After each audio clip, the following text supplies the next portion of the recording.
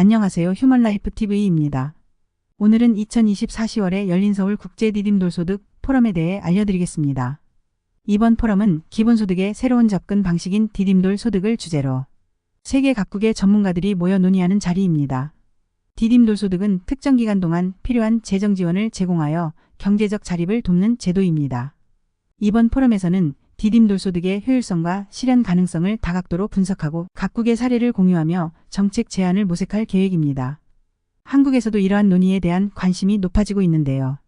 국민들은 대체로 디딤돌 소득이 경제적 불평등 해소와 사회 안전망 강화에 기여할 수 있을 것이라고 기대하고 있습니다.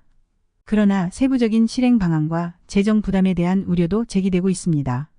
서울 디딤돌 소득의 혜택은 저소득층 가구의 경제적 안정 및 자립 지원을 목표로 다양한 형태의 지원을 포함하고 있습니다.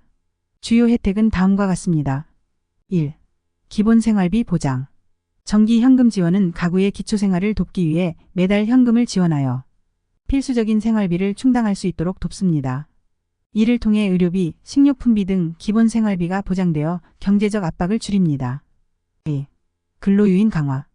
근로소득 증가 유도를 통해 수혜자의 근로소득을 높이기 위한 유인책으로 설계되어 있어 일자리 취업 시 더 높은 근로소득을 얻을 수 있는 기반을 마련합니다. 최근 조사에서는 수혜 가구의 약 31.1%에서 근로소득이 증가하여 자립의 기회를 확대했습니다. 3. 건강 및 정신 안정성 향상.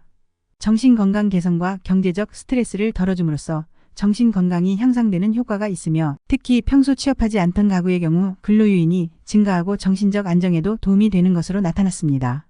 4. 교육과 자산 형성에 투자 가능. 교육비 및 훈련비 지원을 하여 장기적인 경제적 자립을 위해 교육비 지출이 비교 가구에 비해 약 72.7% 증가하여 학업이나 직업 훈련에 투자할 수 있는 기회를 제공합니다.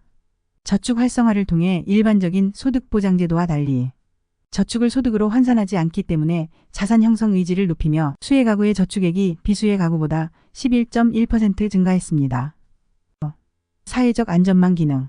경제적 자립과 계층 이동의 발판으로 맞이하여 수혜자들은 돌봄 및 교육에 소득을 활용하며 경제적 자립을 위한 기회를 확대할 수 있습니다. 이와 같은 혜택들은 수혜자들이 경제적 자립을 이룰 수 있는 기반을 강화하며 향후 한국형 기본소득 모델로 발전될 가능성도 연구되고 있습니다. 서울 디딤돌 소득의 혜택을 받기 위한 조건은 다음과 같습니다. 소득 기준. 국가가 정한 중위소득 대비 비교적 낮은 수준의 소득을 가진 가구에 한해 지원이 이루어집니다. 자산 기준.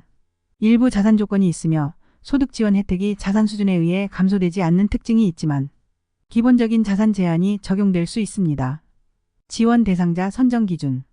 특히 경제적 여건이 열악하여 자립을 위해 실질적인 지원이 필요한 가구가 주요 지원 대상입니다. 예를 들어 미취학 아동이 있는 가구나 고령자 부양 가구가 우선적으로 혜택을 받을 수 있습니다. 2022년 모집 기준으로 기준 중위 소득 50% 이하이면서 재산이 3억 2,600만 원 이하인 484가구를 우선 선정해 3년간 지원합니다. 2023년 모집 기준으로 기준 중 위소득 85% 이하이면서 재산이 3억 2,600만 원 이하인 1,100가구를 추가로 선정해 2년간 지원으로 변경되었으며 2024년에는 가족 돌봄 청년 128가구, 저소득 위기 가구 364가구 등 492가구를 선정해 1년간 지원으로 해당되었습니다. 거주지 요건.